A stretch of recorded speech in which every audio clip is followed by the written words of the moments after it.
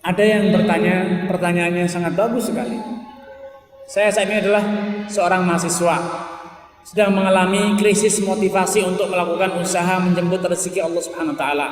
Ana takut apa yang ana lakukan bukan semata-mata karena Allah taala, tapi karena tujuan dunia. Kalau seperti ini, sedekah saja, tidak usah wirausaha. Kalau ingin lillahi ta'ala semuanya, maka tolong tidak usah wirausaha, tapi sedekah saja. Karena kalau sedekah tidak boleh ada tujuan dunia, harus lillahi ta'ala. Tapi kalau wirausaha tidak boleh ikhlas. Pengusaha yang ikhlas itu pengusaha yang bangkrut. Pak, saya beli ya, saya ikhlas, bawa saja. Saya sewa, ikhlas. Lillahi ta'ala, bangkrut Pak. Pengusaha itu kalau sedang usaha jangan ikhlas. Pak, mau beli, duitnya mana, bayar. Kalau pengusaha di depan sudah, saya beli Pak, saya ikhlas, bawa aja Mas, ikhlas. Kira-kira jadi pengusaha enggak? Tidak akan lama gulung tikar. Karena kalau usaha jangan ikhlas. Ikhlas itu kalau sedekah. Jadi kalau sedekah jangan bilang, Mas saya sudah sedekah loh, tulis nama saya di masjid. Masjid ini dibangun atas donasi fulan. Nah, ini tidak ikhlas, ini dosa Pak. Tapi kalau jual beli jangan ikhlas, harus minta bayaran. Kalau nyewa jangan ikhlas, harus bayar, harus menerima bayarannya. Ini kalau usaha, jadi jangan dicampur adukkan. Nah inilah ada sebuah manajemen pola pikir yang salah. Usaha disamakan dengan ibadah.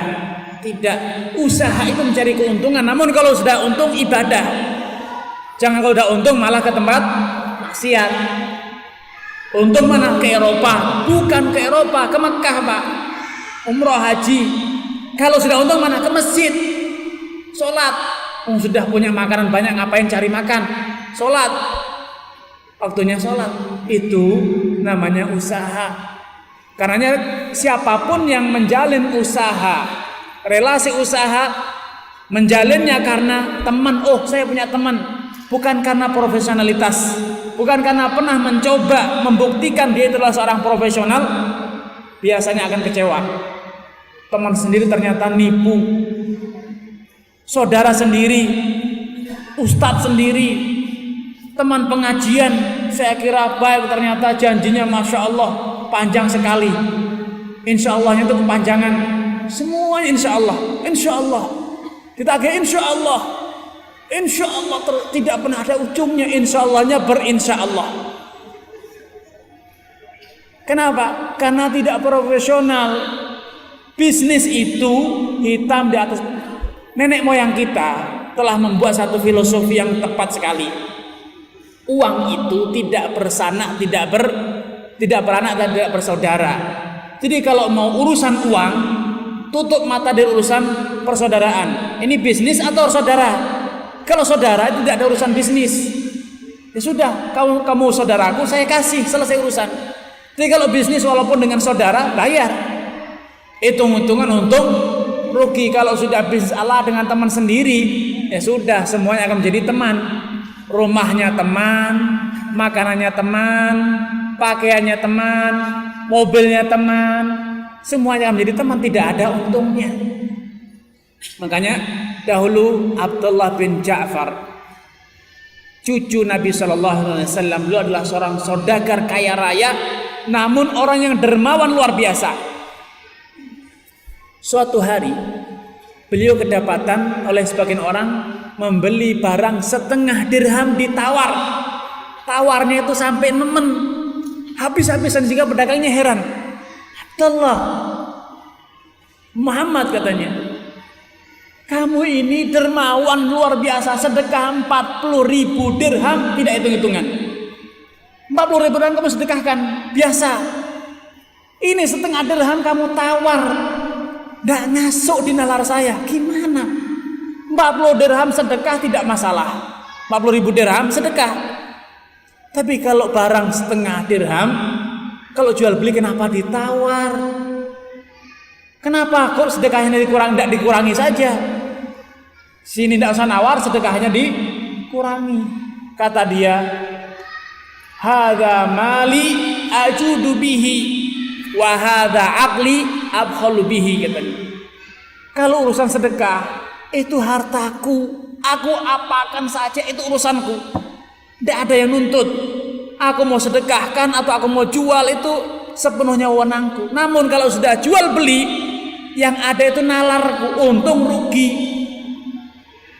Walau setengah dirham, kalau rugi ya rugi. Tapi kalau urusan sedekah, anak tidak berpikir untung rugi, berpikirnya nilai uang sudah aku punya, ya sudah akan aku gunakan. Tidak, kalau tidak untuk dimakan ya untuk disedekahkan. Maka aku dermawan. Tidak hitung-hitungan kalau urusan sedekah. Tapi kalau bisnis walau setengah dirham, saya harus untung. Karena untuk menjadi 40.000 dirham ini berawal dari mana? Dari setengah dirham ini. Makanya beliau mengatakan bisnis itu dengan akal. Semuanya harus dihitung, untung atau rugi. Tidak ada kata saudara, alah teman sendiri, bawa dulu ya. Loh, bawa dulu itu apa dasarnya? Beli atau pinjam? Kalau beli mau berapa hari bayarnya? Jaminannya mana? Ya Allah, sama teman sendiri minta gade, minta jaminan. Iya, kalau saudara sendiri atau teman sendiri dibawa pergi kan hilang juga. Emang kalau yang bawa teman sendiri dibawa pergi tidak hilang? Akan kembali gitu kan? Tidak juga, Pak. Jadi kalau bisnis, lupakan unsur persaudaraan, lupakan unsur pertemanan. Tawar menawar, hitam di atas putih. Kemudian kalau ada jaminan. Tapi kalau sudah untung, oh kamu teman saya ini saya kasih, kamu saudara saya ini saya beri. Ini adalah haram miskin saya kasih. Tapi kalau jual beli, walau jual beli haram miskin, tawar menawar, bukan aib, sah-sah saja. Memang harus seperti itulah jual beli. Karena figur Abdullah bin Ja'far ini bisa menjadi contoh. Kalau sudah sedekah dermawan luar biasa. Tapi kalau jual beli pelitnya luar biasa. Karena memang jual beli itu bukan urusan dermawan atau pelit, tapi ketepatan prediksi. Kalau saya beli setengah dirham, saya akan bisa menjualnya 1 dirham. Itulah seorang pedagang. Jangan salah asumsi, dicampur adukkan. Kalau sudah urusan bisnis bilangnya teman, tapi kalau sudah punya uang tidak kenal. Tidak ada kata teman. Makanya curigailah kalau ada orang yang wah kita kan teman, jangan lagi tidak punya uang nih. Kalau lagi tidak punya uang bilang teman, tapi kalau punya uang tidak pernah kenal. Nah, ini praktek yang sering terjadi. Praktek yang sering terjadi. Akhirnya apa? Banyak yang kecewa. Teman sendiri ternyata masya Allah khianat terus, semua dikhianati. Janjinya sehari ternyata sudah 1000 hari juga tidak pernah kembali. Ini karena berangkat yang berbeda, pola pikir yang berbeda. Ini salah satu yang harus kita rubah. Kalau sudah urusan bisnis, jangan ada kata sungkan, jangan ada kata saudara, kata ikhwan atau kata akhi. Nanti ujungnya afwan. Sudah kalau bisnis, berani berapa kamu? 1 juta itu sudah sini, 1 juta. Sama teman sendiri, enggak. Kalau enggak ada 1 juta, enggak saya kasih. Urusan teman itu minjam boleh. Saya pinjami, tapi kembali. Tapi kalau bisnis, jual beli. Hitam di atas putih. Kita kerjasama mudharabah bagi hasil, ya, enggak apa-apa, hitam di atas putih. Di atas materai. Ada saksi. Ulah sama teman udah kita ngomong kesepakatan aja ngapain buat saksi buat materai lagi. Ini akhirnya apa? Perjanjian lisan dan akhirnya pun juga akan berhenti sampai di lisan saja. Ujung-ujungnya afan sudah. Kalau sudah afan itu semuanya sudah game. Afan akhi game sudah selesai ceritanya. Ini banyak kenapa? Salah, pola pikir yang salah. Jadi kalau bisnis ya bisnis. Nabi dulu jual beli dari sahabatnya. Kalau pola pikir seperti ini, Nabi tidak akan pernah jual beli dari sahabatnya. Nabi beli dari sahabatnya. Nabi berhutang, ditagih hutangnya. Ini biasa dan tidak menjadi suatu hal yang aib. Murid nagih ustadznya, Ustaz, ya syukuran Ustaz sudah diajari, tapi hutangnya bayar Ustaz. Pak beli belum beli, tidak masalah. Tidak masalah semacam itu, sah-sah saja. Itu urusan yang lain, jual beli.